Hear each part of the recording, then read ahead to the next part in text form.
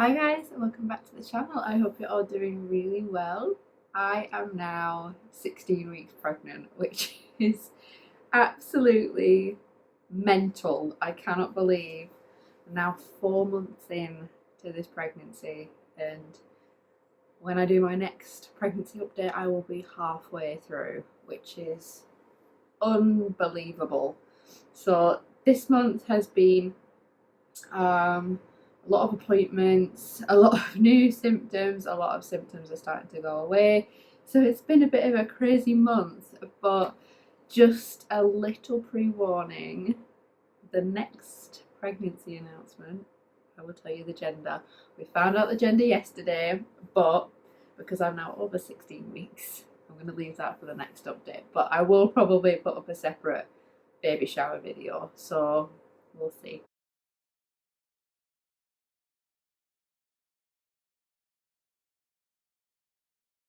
So, shall we jump into all these crazy pregnancy symptoms? So, first things first, I had my 12-week scan. I was 13 weeks and 2 days. And this is the picture of our little love. They were so wriggly. Like, I've never seen a baby move so much. Like, the sonographer really struggled to get a good picture, but we got there. And it was just so lovely just to see them moving around. And I also got my blood test results back. So when you go for your 12-week scan, this is for NHS in the UK. When you have your 12-week scan, you also have your 12-week blood work done, and it's called your 12-week screening, and it checks for Down syndrome, Patau syndrome, and Edwards syndrome. I believe if your baby tests positive, or it's found in your blood that your baby has a higher chance of having Edwards and Patau syndrome, and it is then later confirmed that your baby is not compatible with life. Down syndrome, I know many people who have Down syndrome and they live very long, happy lives. But it is just the Edwards syndrome and the Patau syndrome. They are all forms of trisomy, I believe, where there's abnormalities in the chromosomes. So I had that blood work done, and it's a lot more.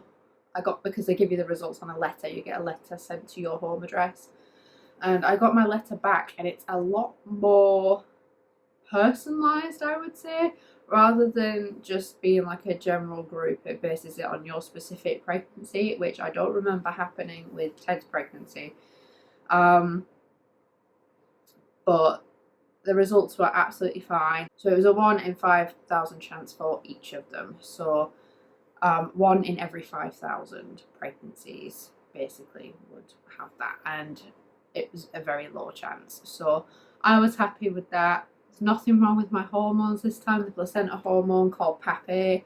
I had low PAPA in my pregnancy with Theodore, and he had to have we had to have growth scans at 28, 32 and 36 weeks. But this time I don't have it. Everything is absolutely fine.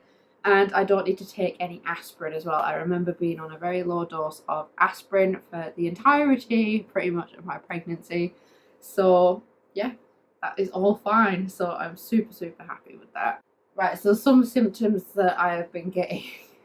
I have been very constipated, and it's not been very comfy. I've been trying to drink lots of fruit juice and eat lots of fruit. But I think it's just a normal part of pregnancy, because obviously everything slows down thanks to those pesky hormones. So your digestive system does slow down quite a lot, which is fine. It's just not the most comfortable thing in the world, but I do remember having that in my first pregnancy, so it's nothing really new. I've been getting a bit of round ligament pain as well.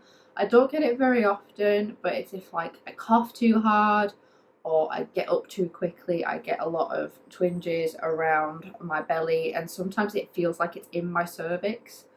But it's not. I know it's round ligament pain. So that's been a little bit uncomfortable, and I don't remember getting it this early in my first pregnancy, but I imagine because everything's pre-stretched and everything like that, that yeah, it's just doing what it needs to do, and I'm pretty okay with it. It's just a little bit uncomfortable. Up until a couple of days ago, I was still feeling pretty nauseous first thing in the morning. That's now gone, but I'm now over 16 weeks. So for this past month, up to 16 weeks, I have been feeling nauseous in the morning still, especially when I brush my teeth and I have to brush my tongue. It's, I do gag, and it's not nice because I don't want to be sick. But yeah, the morning is pretty much the only time I feel nauseous. There are a couple of times during the day where I think, oh, I feel a bit funny, but then it's gone within a few minutes. So I think the nausea is definitely making its way out the door, which I'm super, super thankful for. So because I'm not feeling as sick anymore, sorry if I'm itching my leg. Because I'm not feeling as sick anymore, my appetite is definitely coming back. I can now eat. I have to eat slowly because otherwise I feel really full and sick super, super quick. Not like a morning sickness sick, but like I've eaten too much kind of sick. So I can't eat full meals, but I can definitely eat a lot more than I could in the first trimester, which is amazing because I was so anxious and worried that baby wasn't getting enough nutrients. They weren't growing because I wasn't eating properly, but everything's fine. The scans have confirmed that everything's fine. So yeah, I'm super, super glad that I can now start eating properly. I do prefer to snack throughout the day rather than have full meals, but I do have breakfast every morning now. I never used to because life is just so busy, but now I am making sure, even if it's at like 9 o'clock in the morning, I make sure I have a full breakfast. Even if it's just a bowl of cereal and a glass of orange juice, I still have something, and that definitely helps me feel a bit better. I am still feeling tired a lot of the time, but I do have a toddler at home who's nearly 3, so it is a lot of work having 1.5 kids.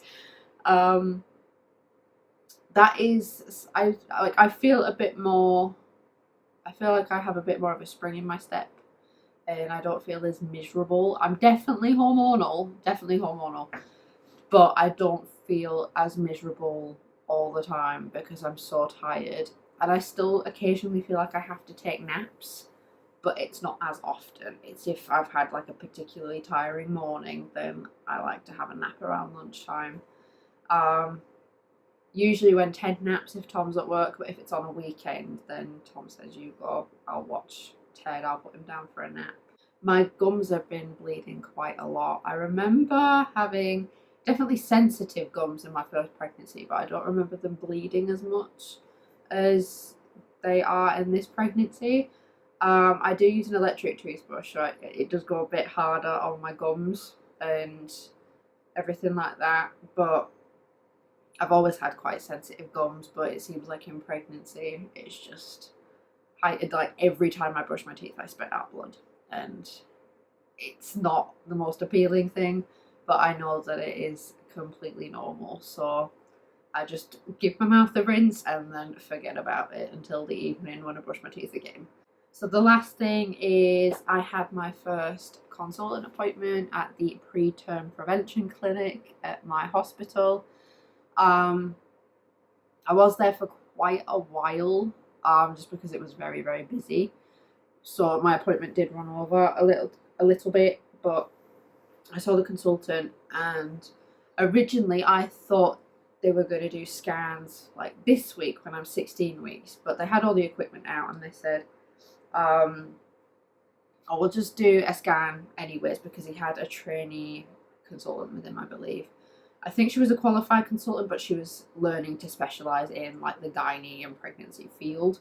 So there was 2 consultants in there, and one of the consultants said, we'll do it now just so we've got a baseline and then we can come back in a week or 2. And I said, yep, that's absolutely fine. So if you're not aware, I'll just give a bit of background. So in my first pregnancy with Theodore, I had a couple of risks for preterm labour, like my BMI. We've had neonatal deaths, miscarriages in our broad family spectrum. So that put me at risk with Teddy, my first pregnancy, and then I ended up having to have a cervical stitch at 22 weeks because my cervix was shortening and opening. So they had to put the cervical stitch in, and I had that in until 37 weeks. So that then put me at an even higher risk for this pregnancy if we're going into preterm labour, which is why I was referred to this clinic in the first place. So they do cervical length scans, which is when they found out I needed a stitch with Theodore, and they were doing that again this time. So I hope that's put some things in place for you and kind of made things click a bit more. So they were doing a cervical length scan, and I took the measurements, and the main consultant said your length is normal for 15 weeks, but it is still short.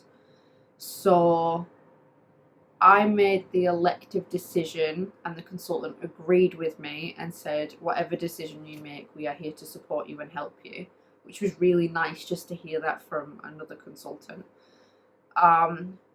So this Friday, today is Wednesday, I am having another cervical stitch placed, and I'm not looking forward to it because I remember the process being very uncomfortable because you've got to have a spinal anaesthetic and everything like that. But I know what to expect this time. I'm not just completely in the dark about it, and it's not a lockdown. We're not in lockdown anymore. COVID is still around, but lockdowns are long gone, and Tom can come with me this time. I'm not going to be completely by myself. I'm not going to be left in the dark about what's going on. I'm not going to be, by myself, left alone to cry. I don't have to have a COVID swab anymore. There's so many different things that make me feel a lot more at ease about it. So I'll probably do either like a vlog, because I do have a cervical cerclage / cervical stitch experience video. If you want to watch that, I can link it down below, or I can put it in the iCard if you want to watch that. That was just more me sitting and talking about my experience. Rather than this time, I might actually just vlog what's going on, and Tom can have my phone while I'm in theatre and everything like that. So yeah, that's everything that's happened this past month. So I will be having my cervical stitch placed on Friday, and then I think I need to have a scan a couple of weeks after to make sure it's working, and then that's it. I don't have to see the consultant again until I need to get it taken out at 37 weeks. So it's gonna be really hard having it in for that long, but I know that it's keeping baby safe and it's for baby's well-being. I personally think it's the best thing to do, but it doesn't make me any less nervous because I'm a bit of a wimp when it comes to pitting, but I'll be fine. I know I'll be fine. So that's everything that's happened this month. It's been a bit of a whirlwind, if I'm honest, but yeah, I can't believe that the next one I do, I'm going to be 20 weeks pregnant, which is just absolutely mental to me. I'll be halfway through. But yeah, I hope you guys have really enjoyed this pregnancy update. I hope you stick around for some more, and I will see you in the next one. Bye.